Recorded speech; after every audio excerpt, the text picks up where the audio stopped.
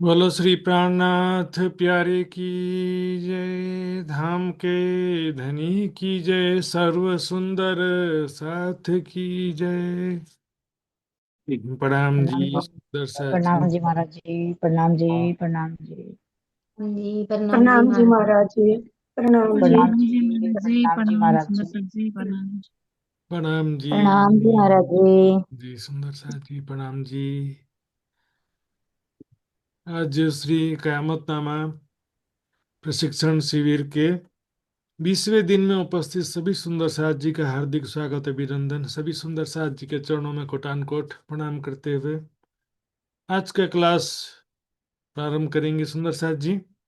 आदरणीय सृजना दाहाल सुंदर साथ जी से निवेदन करूंगा कि अपना एक मधुर भाव प्रस्तुत करके सभी सुंदर साथ जी को आनंद प्रदान करेंगे। इसके पश्चात आज का क्लास प्रारंभ होगा। सुंदर साथ जी, सृजना दाहाल सुंदर साथ जी। बोलो श्री प्राणनाथ प्यारे की जय। बोलो श्री सद्गुरु महाराज की जय। प्रणाम जी महाराज जी। प्रणाम जी सुंदर साथ जी। मैं आज कलश हिंदुस्तानी के प्रकरण 22 से एक भाव रख रही हूँ।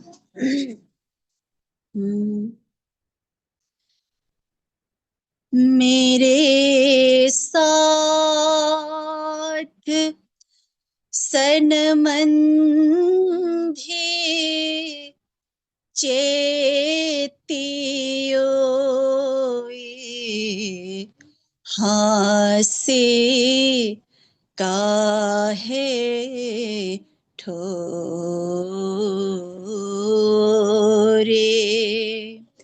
हासे काहे ठोर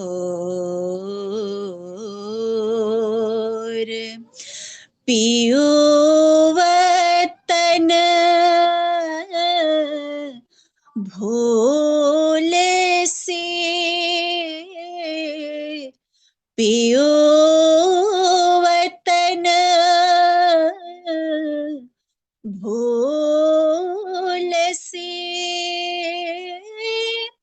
कहाँ देखत हो और हासे काहे ठोरे हासे काहे ठोर साथ जी तुमको उपजा खेल देखन का ख्याल साथ जी तुमको उपजा खेल देखन का ख्याल जाको मूल नहीं बांधे तिन जाको मोल नहीं बांधे तिन ए हासे का हवाल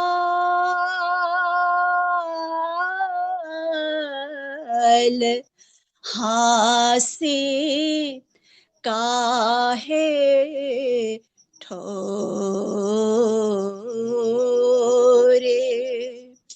हासे काहे ठोर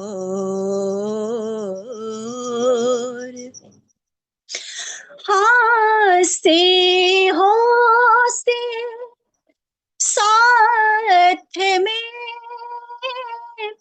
इन खेल के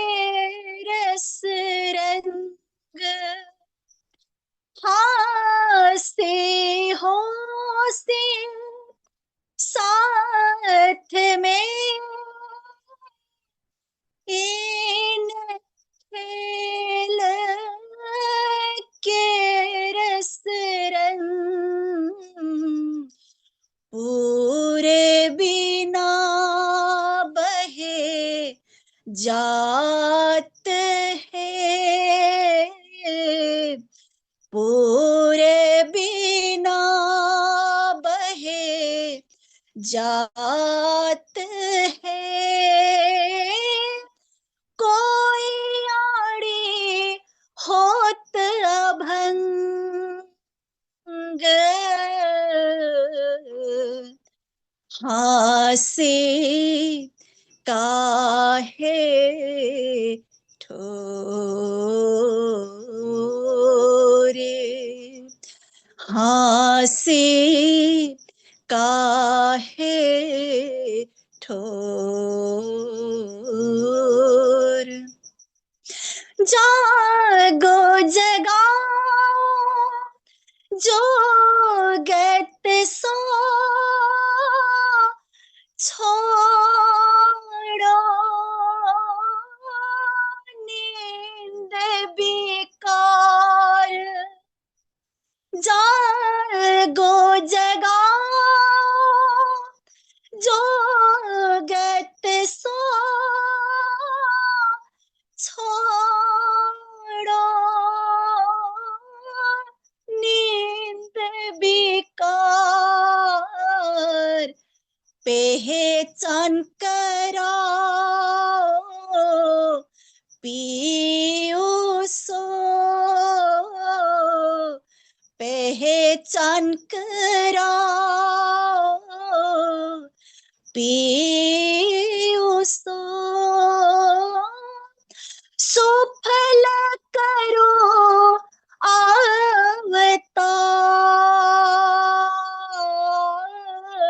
अवतार हासे काहे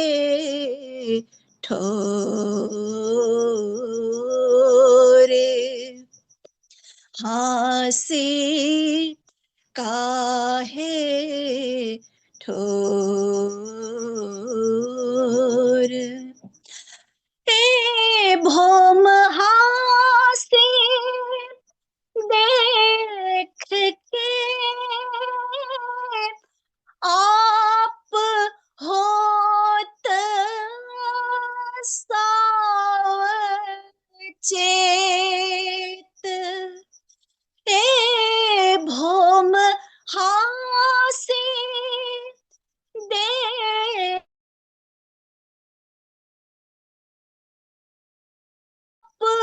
होत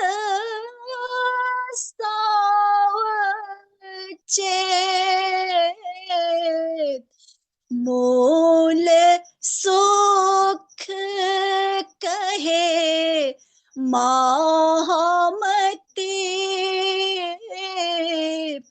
सुमूल सुख कहे महामती तुमको जगाए के देत हासे काहे ठोरे हासे काहे ठोर पियो वतन भूल से पियो वतन भूल से कहाँ देखत हो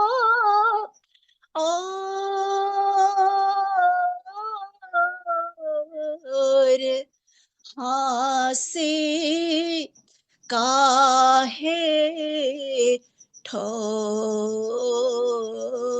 ठोरे हासे काहे ठोरे हासे काहे ठो ओ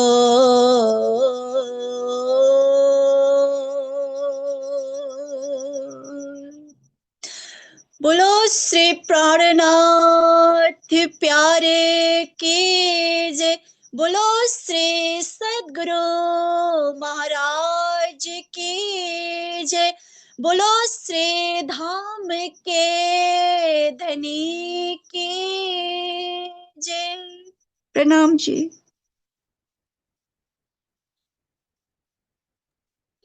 प्रणाम जी सुंदर साथ जी। बहुत ही प्रेम दर्द पूर्वक आपने धामधनी का वाणी का गायन सुनाया, बहुत बहुत आभार आपका। आइए सुंदर साथ जी, अब हम क्लास की तरफ आगे बढ़ेंगे। सबसे पहले कल के क्विज का रिजल्ट हम देखते हैं सुंदर साथ जी। कल 19वें दिन के क्विज का रिजल्ट इस प्रकार है। 51 सुंदर साथ जी ने इसमें भाग लिया था और 19 सुंदर साथ जी ने इसमें पूर्ण अंक प्राप्त किए हैं। कारण क्या हुआ देखेंगे। बहुत सारे सुंदर साथ ने एक ही प्रश्न को मैंने देखा काफी गलत किया है। इस प्रश्न पे भी चर्चा करेंगे। पहले देखते हैं कौन कौन सुंदर साथ जी ने पूर्ण अंक प्राप्त किया है।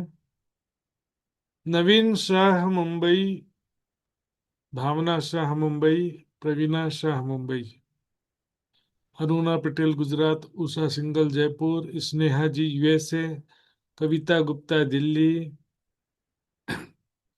कोमल जी कोमल जी गुजरात, हिना सोलंकी उतई छत्तीसगढ़, प्रीति वाढेर भिलाई छत्तीसगढ़, गीता पंचाल गुजरात बड़ौदा, ज्योतिका बेन गुजरात, प्रेम सिंगल हिसार हरियाणा, पिंका पटेल गुजरात, शीतल पटेल गुजरात, कमला गर्ग, रंजना पराजुली नेपाल, एवी पाटिल गुजरात, प्रतीक्षा जी यूएसए। सुंदर साथ जी, यादव सुंदर साथ जी ने मैंने जो कल का चर्चा में बताया था सुंदर साथ जी, ध्यान नहीं दिया होगा। चर्चा में कई बातें ऐसी रहती कि नोट्स में नहीं रहती हैं और चर्चा में रहती हैं। ये दोनों तरह की बात हो जाती है सुंदर साथ जी। मैंने बताया भी था, ईसा रूह अल्लाह, श्यामा जी को तो रूह अल्लाह कह सकते हैं, परम धाम मूल स्वरूप श्यामा जी को, है ना। ईसा रूह अल्लाह यहाँ पर देवचंद जी को कहा गया। वो भी क्यों कहा गया? कुरान के अनुसार। तो कुरान में एक्चुअल में ईसा रूह अल्लाह किसे कहा गया? ईसा मसीह को, 7 कलमा वाले पैगंबर के अंतर्गत। मैंने बताया था कल, ईसा मसीह और उनके नाम के आगे लगा कलमा रूह अल्लाह, ईसा रूह अल्लाह। जैसे मोहम्मद रसूल अल्लाह, मूसा कलीमुल्लाह, आदम शफीउल्लाह, सबके आगे जो 7 कलमे वाले पैगंबर के अंतर्गत ईसा मसीह भी है। तो ये सुंदर सर जी आज के क्लास से प्रारंभ करने जा रहे हैं। रामधनी का नाम लेके शुरू करेंगे।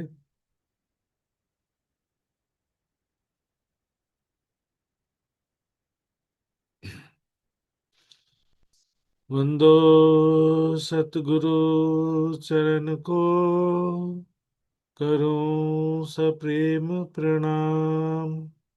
अशुभ हरन मंगल करन, धनी श्रीदेव चंद्र जी नाम। श्री प्राणनाथ निज मूल पति, श्री महराज सुनाम। तेज कुंवरी श्यामा युगल को, पल पल करूं प्रणाम, पल पल करूं।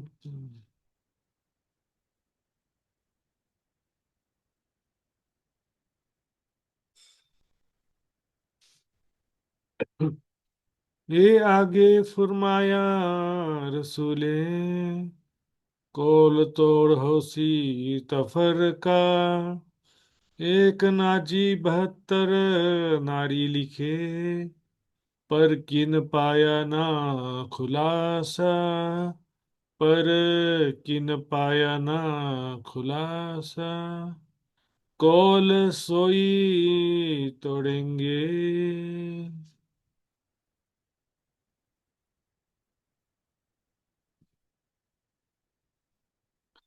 कौल सोई तोड़ेंगे। वचन, कौल मतलब वचन। यहाँ पर कौन से वचन को तोड़ने की बात है? क्योंकि यहाँ पर मोहम्मद साहब का प्रसंग चल रहा है। मोहम्मद साहब ने कह दिया था कि मेरे जाने के पश्चात, मेरे दुनिया से जाने के पश्चात मेरे जो अनुयायी हैं मेरे निर्देशों का पालन नहीं करेंगे, मेरे मुझे दिए हुए वचनों को तोड़ देंगे, अपना मनमानी आचरण करेंगे और आपस में लड़ झगड़ करके अलग अलग हो जाएंगे। अब लड़ना झगड़ना भी कई तरीके से होता है। देखो, ज्ञान का मतभेद तो सांसारिक स्वभाव है, लेकिन जहां पर बात आती है कि मान प्रतिष्ठा धन संपत्ति की बात आ जाती है, हाँ, उसे आगे नहीं आने देना है, उसका नाम कैसे हो गया, मुझे महंत बनना है, मुझे गादीपति बनना है, इस तरह का स्टेज वहां पर भी आ गया कि वो खलीफा नहीं बनना चाहिए, मुझे खलीफा बनना है। मेरे अनुयायी ज्यादा हैं, उनके अनुयायी कम हैं। यहाँ पर मोहम्मद साहब के अनुयायी की बात नहीं चल रही है, उनके सहाबाओं के भी अलग अलग अनुयायी हो गए, सपोर्टर अलग अलग हो गए। कह रहे जिनो हंसी मजाजी दिल, जिनका हृदय कैसा होगा, मायावी हृदय, मायावी विकारों से युक्त हृदय, जिनके अंदर मान प्रतिष्ठा की चाहना है, जिनके अंदर धन संपत्ति की चाहना है। धर्म में भी क्या होता है कि धन और प्रतिष्ठा के लिए बहुत सारे लोग एंट्री करते हैं, और वो सत्य ज्ञान तो होता नहीं है, लेकिन लोगों को भ्रमित कर देते हैं। फिर योग्य व्यक्ति पीछे रह जाता है, क्योंकि वो छल कपट कर पाता नहीं है, उसके साथ सपोर्टर भी कम रहते हैं। ऐसे ही हुआ, जो अली साहबा थे उनके सपोर्टर थोड़े से कम रहे होंगे, और दूसरे जो तीन साथी थे मुख्य, अबू बकर उस्मान और उमर, ये तीन असहाबा हैं, और टोटल चार असहाबा, चार खलीफा कहे गए हैं। तो बाकी तीनों के भी सपोर्टर कुछ अलग अलग थे, चारों के बीच में ही खलीफा के विषय में मतभेद हुआ। तो उसमें जो भी हुआ, और बेहतर आप रिसर्च कर सकते हैं क्या हुआ है। तो लेकिन हुआ क्या कि सब एकजुट नहीं रह सके। चारों खलीफा चारों खलीफाओं का कत्ल हुआ, उनके बाद अली के दोनों बेटों का भी कत्ल हुआ। मार काट ऐसा मचा कि आज तक नहीं, शिया सुन्नी का झगड़ा। और केवल इसमें इस्लाम धर्म की बात नहीं, सभी जगह है, लेकिन कट्टरवाद जो है अन्य धर्मों में नहीं। ईसाइयों में भी बहुत सारे पंथ हैं, Protestant, Catholic, believers church, Baptist church, सब उनमें भी बहुत सारे अलग अलग ग्रुप हैं। लेकिन भैया, आपस में सद्भाव से रहना भी एक चीज है कि नहीं। हिंदुओं में देखो, वैदिक मत में भी पुराने वेदांती, प्राचीन वेदांती, नवीन वेदांती, ऐसे बहुत सारे मत हैं। पौराणिक मत में भी अनेकों संप्रदाय हैं, रह रहे कि नहीं साथ में, है ना। ये क्या है कि कट्टर स्वभाव, हिंसक स्वभाव, मार दो काट दो, उसमें क्या होता है, इससे वातावरण सारा हिंसा से, रक्त से परिपूर्ण हो जाता है। होशी जुदे बुजर की वास्ते दिखे चुपाई, कह रहे ना ऐसे। ये कौन कहा था, मोहम्मद साहब ने पहले ही कह दिया था कि मेरे अनुयायी जो है मान प्रतिष्ठा के कारण अलग अलग हो जाएंगे। जो योग्य व्यक्ति उसको आने दो, तो कोई समस्या है। हम देखो, बिहारी जी और प्राणनाथ जी का भी झगड़ा क्यों हुआ। बिहारी जी योग्य नहीं थे, फिर भी उनको गादीपति बना दिया गया, और प्राणनाथ जी को आगे बढ़ने नहीं दे रहे थे। यहाँ पर भी दो भाग हो गया। फिर सृष्टि के प्रारंभ से ही चला आ रहा है सिलसिला। मैं रहा जुदी दो पेड़ से, तो कहाँ सके कोई, करवानी की छुपाई है कि शुरुआत से ही दो रास्ते हैं, तो कोई क्या कर सकता है आखिर। पर एक बात भी कहा है कि हमेशा धरती पर एक फिरका ऐसा होगा जो सत्य मार्ग पे होगा परमात्मा के। उसको नाजी फिरका कहा गया, इसलिए वाणी में कहा है ना, ढूंढो फिरके नाजी को जो है साहेब ईमान। होशी जुदे बुजर की वास्ते, मान प्रतिष्ठा के लिए वो क्या होंगे, अलग अलग हो जाएंगे। वो कैसे बन गया महंत, वो कैसे खलीफा बनेगा, मैं खलीफा बनूंगा। वो कैसे गादीपति बन गया, मैं गादीपति बनूंगा। इस प्रकार से क्या है कि बुजुर्ग के वास्ते अलग अलग हो गए। अब उसके बाद जो अनुयायी होते हैं वो तो समझ ही नहीं पाते मामला क्या है। शुरुआत में जो बड़े बड़े थे वो अलग अलग हो गए, लेकिन अब उनके फॉलोअर्स, फिर उनके भी अनुयायी, उनके भी वंशज, अब क्या स्थिति होती कि बस ऐसा लगता है कि हम ही सच्चे हैं और बाकी सारे तो ठीक है, उनको तो उतना ज्ञान भी नहीं होता कि बात हम झगड़ किस रहे हैं ये भी नहीं पता चलता। लड़त बिन पाए भेद, बिना समझे वो लड़ रहे होते हैं। कहिया फिरसी फिर के मिल मिल, और क्या कहा देखो, कहिया दरिया जंगल से नहरे चले दज्जाल। कयामत की निशानी क्या है कि जंगल से, दरिया है जंगल में, वहां से नहरें चलेंगी शहर की ओर। चल में जंगल क्यों, कहाँ हृदय जो वीरान है, न परमात्मा का प्रेम, न आत्म कल्याण की तड़प, न वैराग्य, न विरह, न सेवा समर्पण। ऐसे लोग सिर्फ धन और प्रतिष्ठा के लिए बन जाते हैं प्रचारक। ये हम भी प्रचारक बने। देखो, प्रचारक बनना ये राज्य के हुक्म की बात है, राज्य के मेहर की बात है, कोई चाह करके बन सकता नहीं है। गादीपति बन सकते हैं, लेकिन है ना, हक इलम की बारीकियां हक के दिए आवत, न सीखे सिखाए न सोहबतें, हक मेहर से पाई सुनो है। यहाँ पर मैं चुपाई बता रहा था, कहिया दरिया जंगल से नहरें चले दज्जाल। सुनसान हृदय से लोगों से क्या होगा, सुनसान हृदय वाले लोगों के द्वारा नए नए बहुत सारे संप्रदाय संसार में आ जाएंगे। फिरके चले दज्जाल, यानी ये नहरें जंगल से क्यों चले, ये फिरके चले इन हाल। प्राणनाथ जी कहते हैं कि वो एक्चुअल में नहरें नहीं है, फिरके हैं। हर एक जमात बहुत मेला, हर इनकी सो मुराद किबला। संसार की स्थिति क्या है, बहुत सारे संप्रदाय, सभी में भीड़ चल रहा है, कोई खाली नहीं। हर एक जमात बहुत मेला, सभी संप्रदाय, संप्रदाय भी कम नहीं है, और सभी संप्रदायों में भीड़ की भी कमी नहीं है। हन इनकी सो मुराद किबला, सबकी किबला क्या है, उनकी मुराद ही उनकी किबला है। मुराद है ना, इच्छा कामनाएं ही उनके लिए पूज्य है। बाकी तो दिखावा ही है धर्म में। संसारिक इच्छाएं कामनाएं बस इसी के लिए भक्ति कर रहे हैं। जब पहुंचे ए शरत तो बाहर न जाना, तीन बखती चुपाई, बड़ा क़यामत नामा में आएगी सुंदर साथ जी। तो ऐसे बहुत सारे संप्रदाय हैं, सभी चलेंगे। फिर फिर मिल सब मिल करके प्रचार प्रसार करेंगे, घूमेंगे, विचरण करेंगे। धर्म प्रचार है तो संगठित होकर के बोलेंगे ये गुट वो गुट। एक सभी की बात है। वैसे हिंदू धर्म में भी अनेकों संप्रदाय हैं, ईसाइयों में बताया मैंने। मुसलमानों में देखेंगे तो शिया सुन्नी सूफी दो तीन हैं, उसमें से फिर सुन्नी में भी देखेंगे तो सुन्नी में भी बरेलवी अलग सुन्नी, और देवबंदी अलग सुन्नी। इस तरह से बहुत सारे हालत ऐसे हैं सुंदर साथ जी। ये पहले से कह दिया था। और क्या कहा था, कयामत तक मेरी उम्मत में उठेगी तलवार, सो रहसी लग कयामत ऐसा होसी बखत ख्वार। अंतिम सृष्टि के अंतिम समय तक, महाप्रलय तक के लड़ते ही झगड़ते रहने वाले हैं। संसार में दिखता है आज शांति का कोई रास्ता दिख रहा है? इतना धार्मिक झगड़ा, कहीं कोई शांति का रास्ता ही नहीं दिखता है। यदि हिंदू मुस्लिम सिख ईसाई का, बड़े बड़े धर्मों का झगड़ा है, फिर यदि कहो कि चलो एक धर्म के अलावा बाकी धर्म वालों को खत्म कर दो, तो क्या शांति हो जाएगा? यदि सिर्फ मुसलमान ही रह जाएंगे संसार में, तो भी क्या शांति स्थापित हो जाएगा? नहीं होने में, आपस में भी लड़ कट के मर जाएंगे। जाहिर लिखिया मिस्कात में, मिस्कात एक हदीस, प्रमाणिक हदीस का ग्रंथ है, मिस्कात शरीफ बोलते हैं। हदीसों में क्या है कि इसमें बहुत सारे लाखों की संख्या में हदीस है।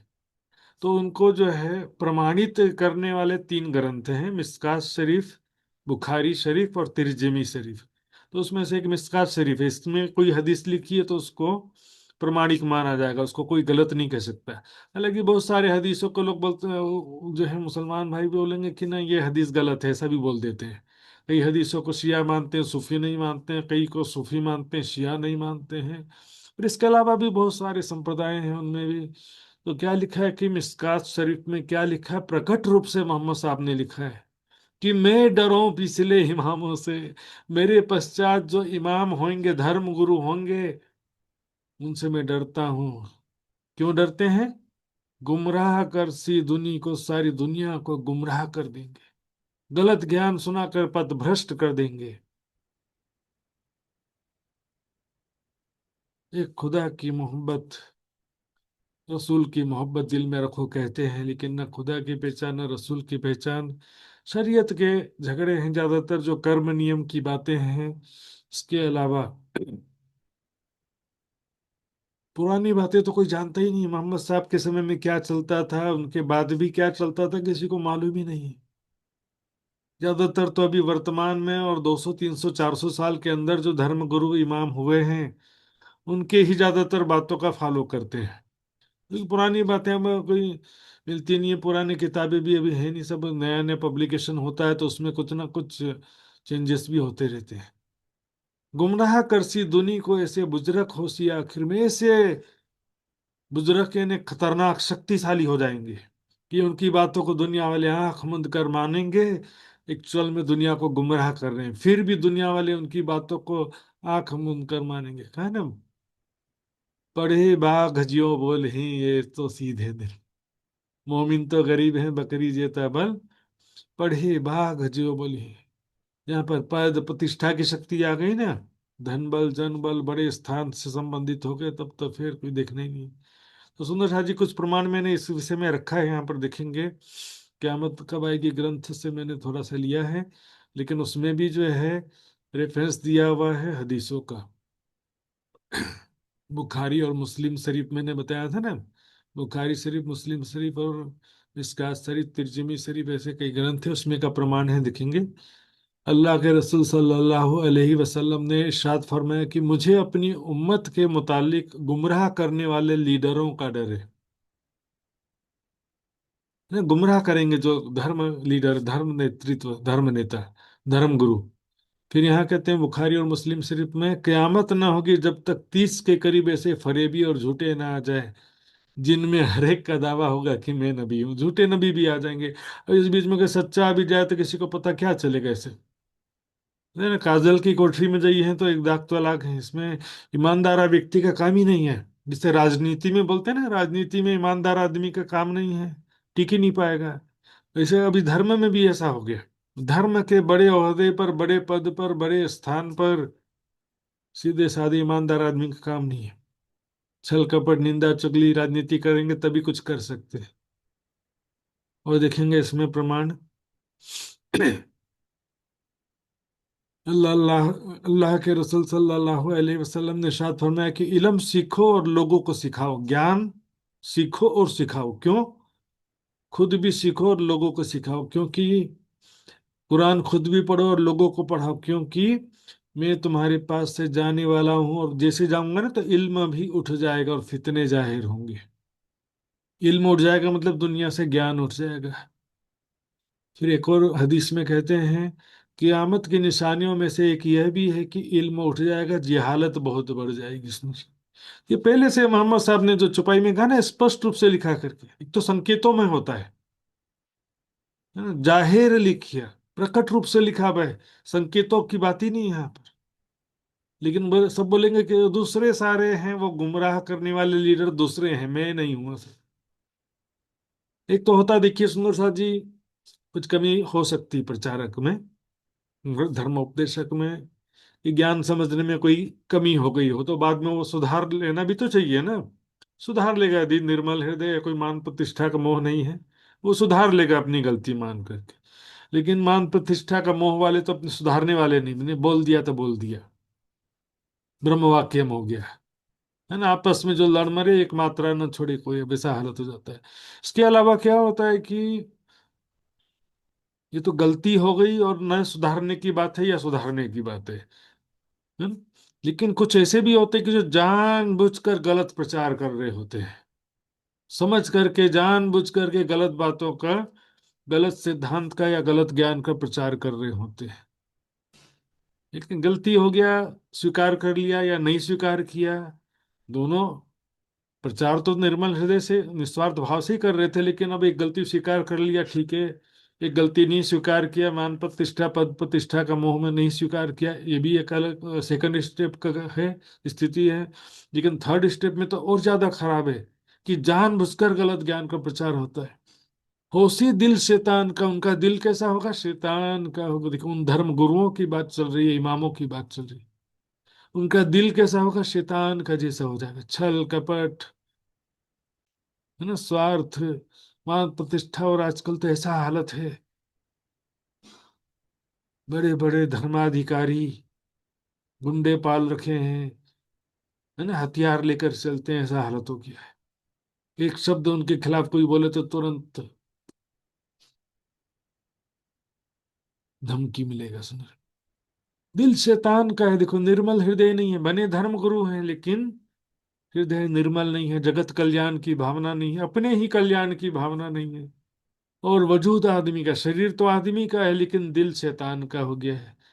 शैतान का होने का मतलब शैतानी फितरत, शैतानी स्वभाव। चार चीजें हैं, देखिए, भगवान, इंसान, हैवान और शैतान। भगवान जिससे कोई गलती नहीं होती है, इंसान जिससे गलती होती है लेकिन वो गलती को स्वीकार लेता है, सुधारने का प्रयास करता है ना। गलती ना हो तो भगवान हो जाएगा, फिर वो गलती ना हो तो फिर वो भगवान हो गया। गलती हो रही तब तो इंसान है, लेकिन हैवान तो नहीं है ना। हैवान यानी कि जानवर। जानवर को तो पता ही नहीं है कि मैं गलती कर रहा हूं कि अच्छा कर रहा हूं। लेकिन शैतान जो होता है वो जान बुझ कर गलती कर रहा है, जान बुझ कर लोगों को दुखी कर रहा है ना। लोहू शैतान यो बीच वजूद। जिस प्रकार से शरीर के कोने कोने में रक्त प्रवाहित हो रहा है, जिस हिस्से में रक्त प्रवाहित नहीं होगा वो डेड हो जाएगा। शरीर के कोने कोने में रक्त प्रवाहित हो रहा है ना, शरीर के प्रत्येक अंग में, उसी तरह से शैतान उसके अंग अंग में। शैतान का मतलब यहाँ पर स्वाप्निक चेतना से मतलब है, जो जीव जीव चेतना के रूप में है ना, स्वाप्निक चेतना वो। अब चेतना तो पूरे शरीर में व्याप्त है ना भाई। ये बीच हदीस लिखे, ऐसे हदीस में लिखा है। माया ऐसी चीजें, देखो, माया को शैतान कहा गया है, लेकिन माया हर स्थिति में शैतान भी नहीं होती है। अगर परमात्मा का हुक्म होगा तो सहायक भी हो जाएगी, सारी दुनिया एक हो जाएगी, तो उसमें माया जो है वो वही रहेगा। इस विषय में ना एक कथानक आता है हदीसों में। एक बार मोहम्मद साहब बैठे थे उनके साथियों के साथ में, तो एक काला सा आदमी आया मोहम्मद साहब से मिलने के लिए। तो मोहम्मद साहब के साथियों ने कहा कि उसको अंदर आने मत दो, पता नहीं कोई दुश्मन का भेजा हुआ आदमी होगा। मोहम्मद साहब ने कहा नहीं, आने दो उसे। जब अंदर आया तो मोहम्मद साहब ने पूछा तुम कौन हो, तो कहा मैं दज्जाल हूं।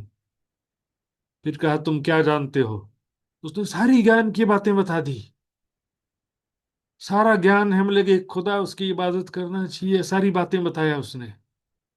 तो मोहम्मद साहब ने पूछा भाई तुम इतना ज्ञान रखते हो तो तुमने खुदा का आदेश का पालन क्यों नहीं किया। कहा कि उसमें भी खुदा का हुक्म था। लास्ट में क्या होगा, जगत के अंत में राज्य के हुक्म से सारे जीव सृष्टि को भी ब्रह्म ज्ञान मिल जाएगा, सबको एक परमात्मा का दीदार होगा, सबको बहिश्तों में अखंड मुक्ति मिलेगी। तो शैतान भी कोई स्वतंत्र पैरेलल सत्ता नहीं है कि भी जैसे देवता और राक्षस लड़ते हैं, उसी परमात्मा के साथ लड़ने वाला कोई पैरेलल शक्ति नहीं है। परमात्मा के हृदय की ही एक शक्ति है माया, जिसके द्वारा संसार का संचालन होता है।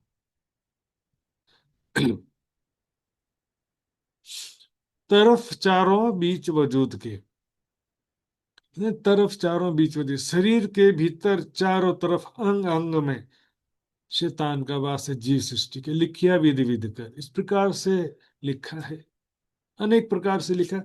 अब हम बोलेंगे कि ब्रह्म सृष्टि के हृदय में नहीं है, या ब्रह्म सृष्टि के अंदर शैतान का वास नहीं है। ये ब्रह्म सृष्टि के अंदर भी तो जीव चेतना है कि नहीं। वो जीव चेतना वही तो माया का अंश है, वो भी जीव चेतना भी तो स्वाप्निक चेतना का ही अंश है ना। ब्रह्म सृष्टि का जीव भी तो यहीं का है ना। राज्य अपनी मेहर करके जब उस जीव को तारतम ज्ञान, जो उसकी शक्ति, जागृत बुद्धि आदि प्रदान करते हैं, तो वो ब्रह्म सृष्टि का जीव कुछ कर लेता है, अच्छा कार्य कर लेता है, ज्ञान विश्वास प्रेम के मार्ग में कुछ आगे बढ़ लेता है।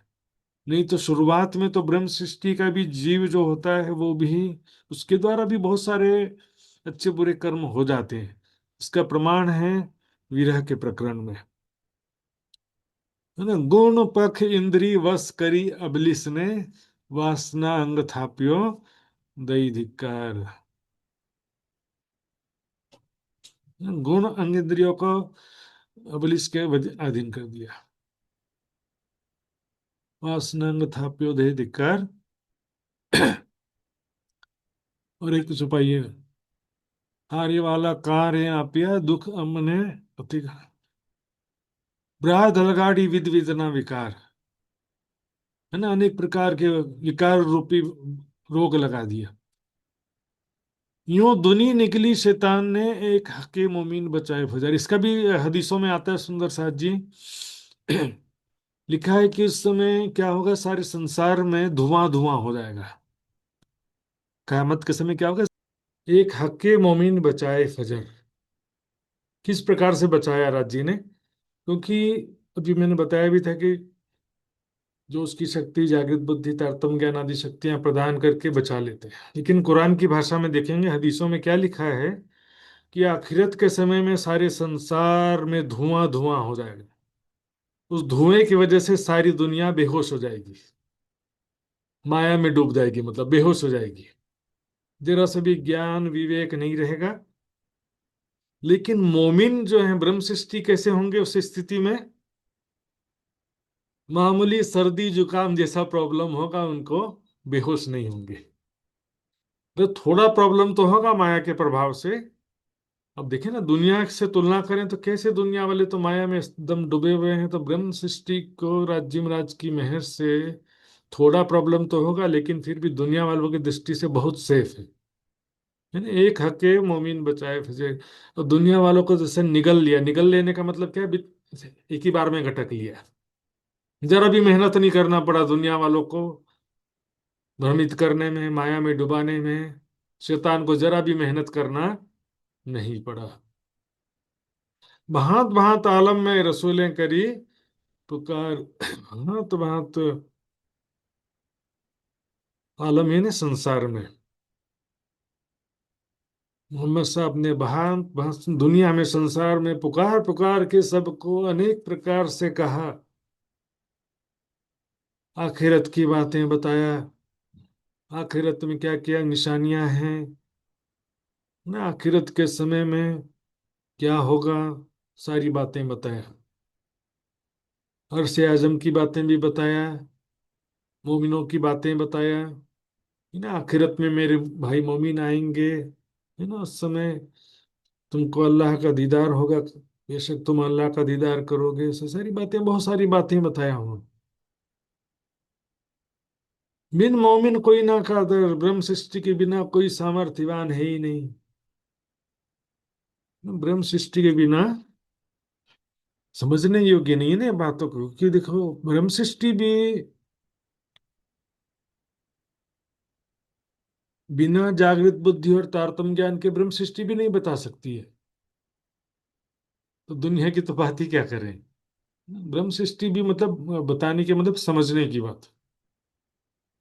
कुरान में जो सांकेतिक बातें लिखी हैं, हिंदू ग्रंथों में और दूसरे धर्मों के ग्रंथों में जो भी बातें लिखी हैं, जागृत बुद्धि तारतम्य ज्ञान प्राप्त होने पर ब्रह्म सृष्टि मात्र बता सकते हैं। तभी सामर्थ्यवान है। कादर मतलब सामर्थ्यवान, समर्थ है।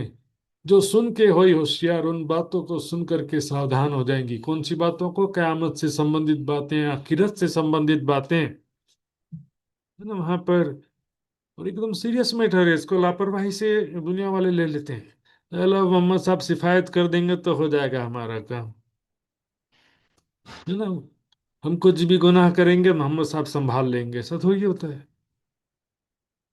उसमें जो है अनजाने में जो गुनाह हुआ एक बार वो क्षम्य भी होता है, लेकिन जानबूझकर किया गया गुनाह तो कभी होता ही नहीं है।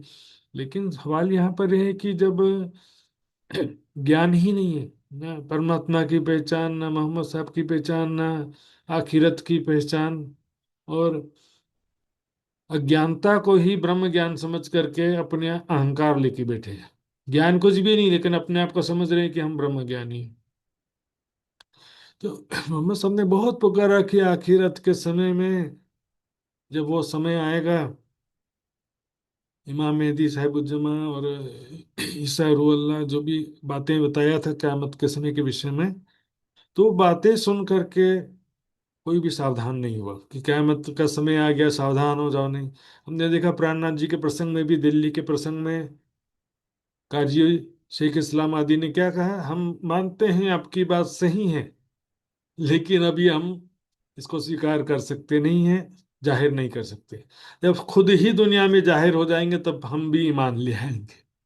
मतलब उनका गंभीरता नहीं है, सीरियस, मतलब तो इसको बात का सीरियसनेस तो नहीं समझ रहे हैं कि कितना गंभीर परिणाम भुगतना पड़ेगा उनको। खुदा न देवे दुख किनको, पर मारत है तकसीर, पटक पटक सिर पीट ही रोसी राय राने फकीर। जिन विधि लिखा कुरान में हदीसों में भी सोए, है ना। कुरान में जो बातें लिखी हैं हदीसों में भी उसी तरह से सारी बातें, अरसे आजम के विषय में, मोमिन के विषय में, दज्जाल आखिरत के विषय में, सारी बातें दोनों जगह लिखी हैं। कुरान और हदीसों में अंतर क्या है? हालांकि हदीसों में भी कई बातें ऐसी हैं, समझ सकते हैं, जैसे वितक, वाणी और वितक।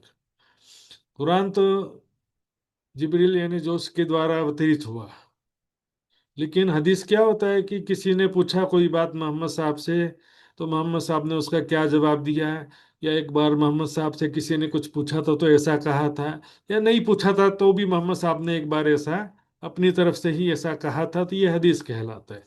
तो हदीसों का भी बहुत बड़ा भंडार है, सभी जगह ये बातें लिखी हैं, परम धाम के विषय में, आखिरत के विषय में, सारी बातें। पर इसको कौन समझता है?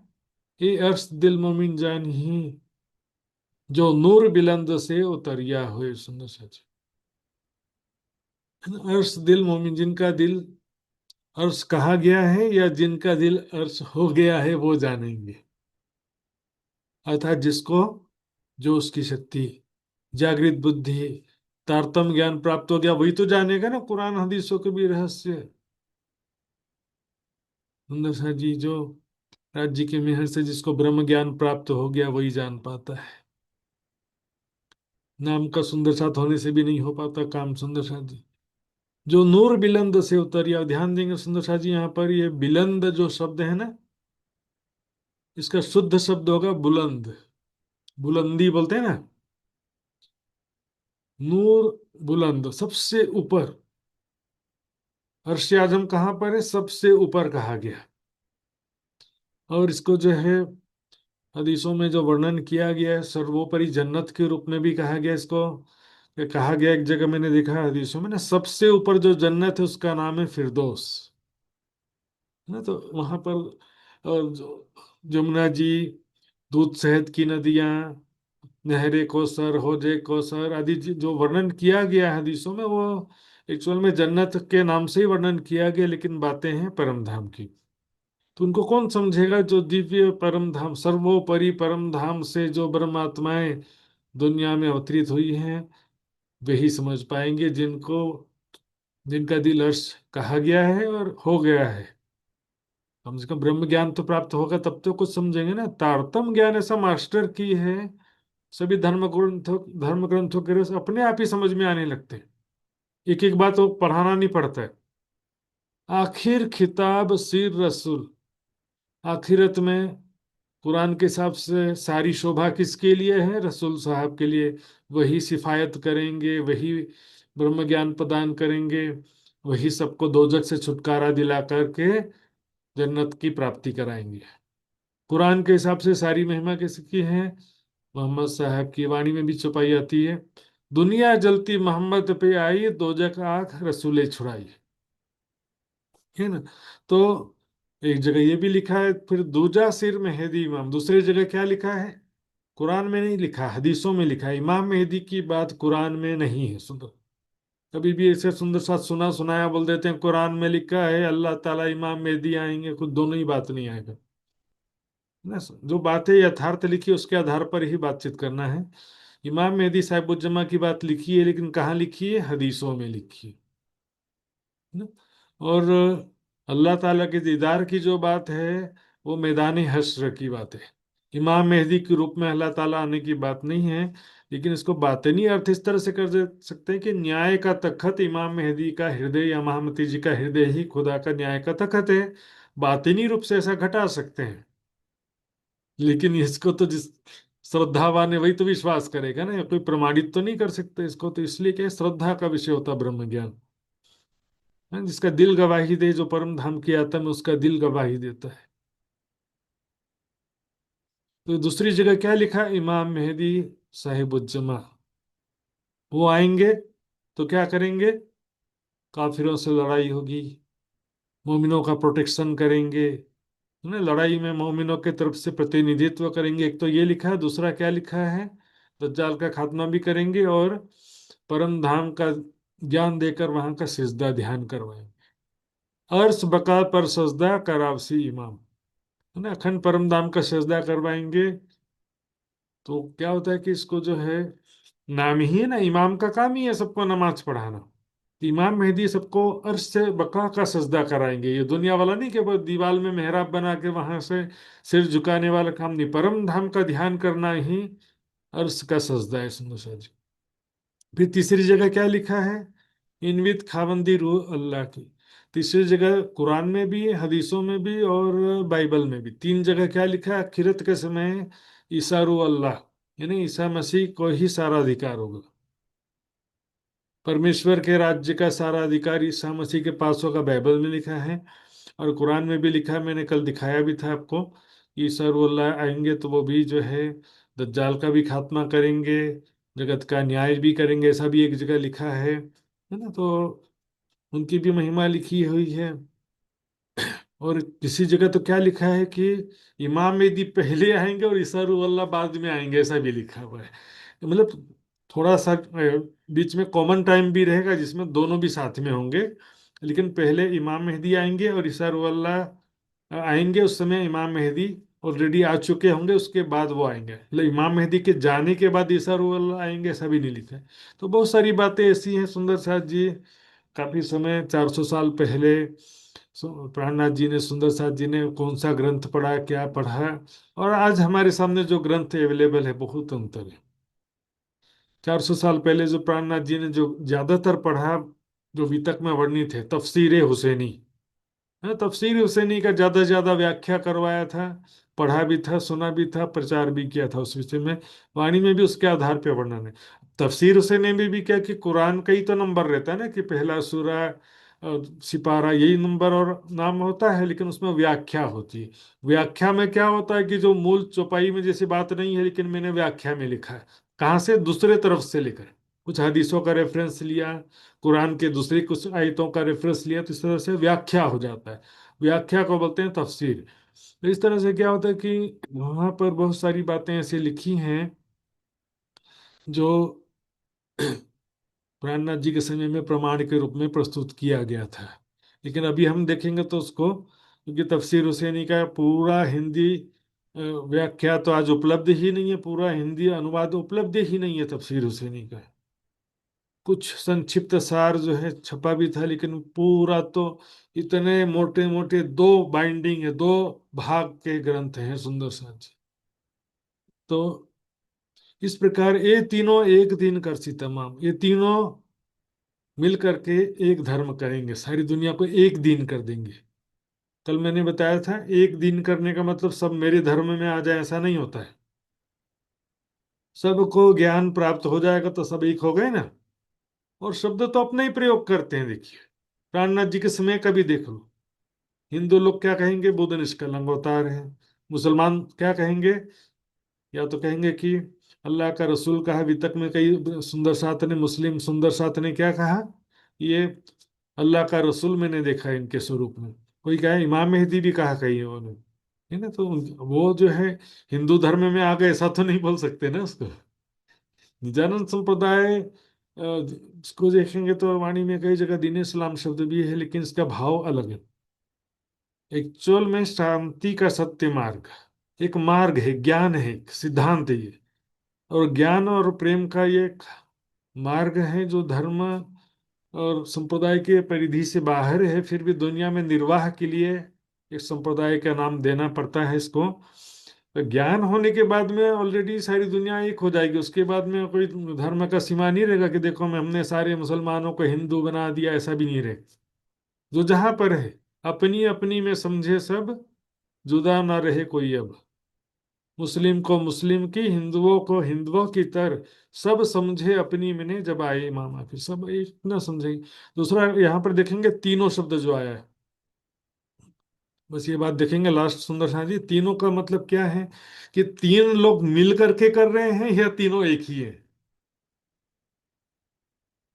तीनों मिल के कर रहे हैं मतलब तीन, मतलब कि मोहम्मद साहब, इमाम मेहदी और ईसा रूला तीनों मिल के कर रहे हैं, तो तीनों एट ए टाइम तो थे नहीं, एक साथ तीनों थे, वन बाई वन रहे ना, पहले मोहम्मद साहब आए, फिर देवचंद जी आए, फिर महामती जी की तंसी लीला हुआ, तो तीनों एक साथ तो नहीं कर रहे हैं। अब दूसरा विकल्प है कि बोले कि दो लोग अंदर शांति से बैठे हैं और तीसरा कर रहा है, मतलब मोहम्मद साहब अंदर बैठे हैं शांति से, देवचंद जी भी अंदर बैठे हैं, लेकिन कर कौन रहा है, महामती जी कर रहे हैं।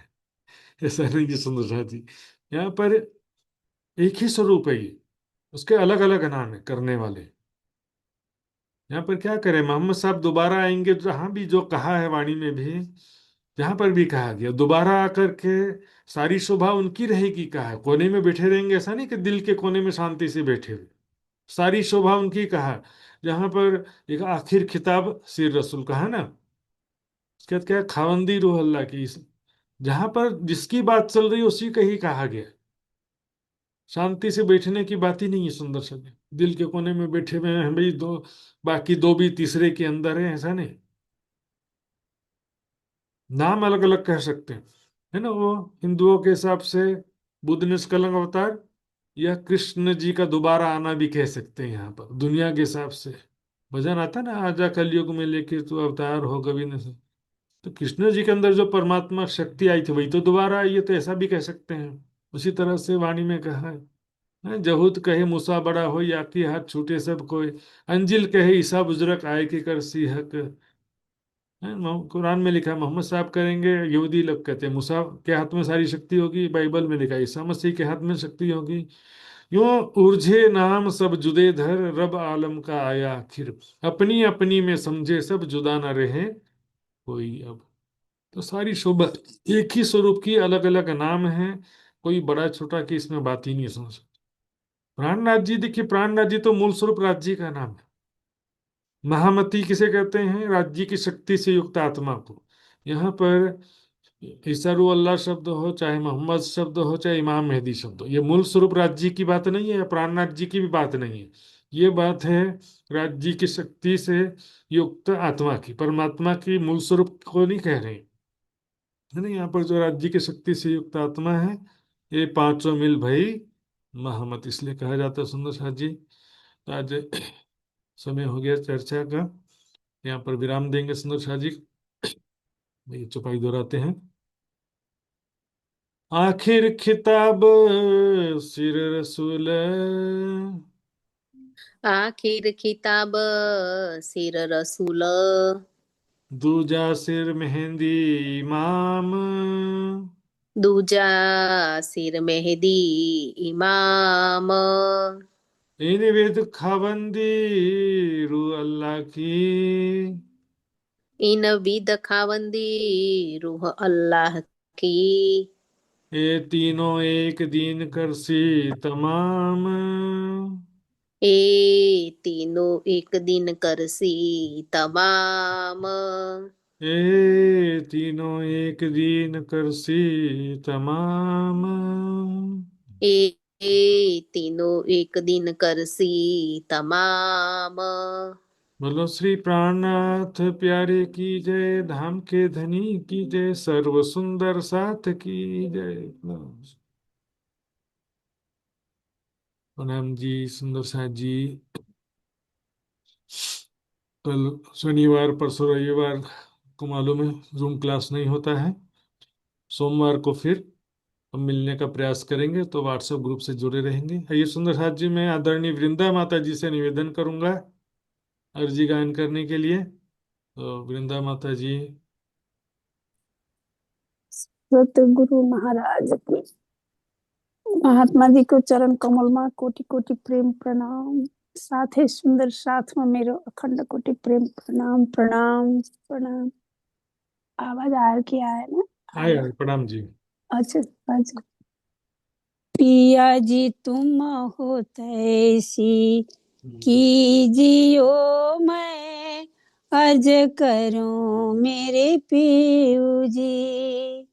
हम जैसी तुम जिन करो मेरा तलफ तलफ जाए जीव जी।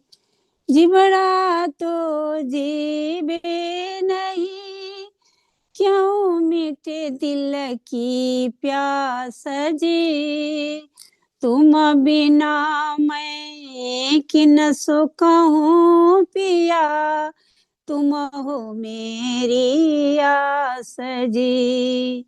आस बिरानी तो करूं पिया जो कोई दूसरा हो जी। सब विद पिया जी सामर्थ दिन रह न जात रोय रोय जी। जन्म दे जो हम होते पिया सो तुम देखते किए जी। जब तुम आप दिखा होगे पिया देखूंगी नैन भर जी। ये पुकार पिया जी सुन के दिल करो अब जी न जी। क्षण क्षण खबर लीजियो मैं अर्ज करूं दुल्हन न जी। एति अरज मैं तो करूं पिया जो आड़े भई अंतराय जी। सो आड़े अंतराय टाल के दुल्हा लीजे कंठ लगाय जी। कंठ लगाइए कंठ सो पिया कीजे हास विलास जी। वारण जाए श्री इंद्रावती कदम राखो पास जी। तुम दुल्हा मैं दुल्हिना पिया और न जानो बात जी। इसक सो सेवा करूं सब अंगो साक्षात जी। सदा सुख दाता दाम धनी मैं कहाँ कहूँ इन बात जी।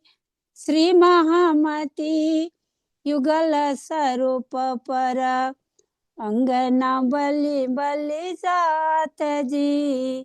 अंगना बलि बलि जात जी।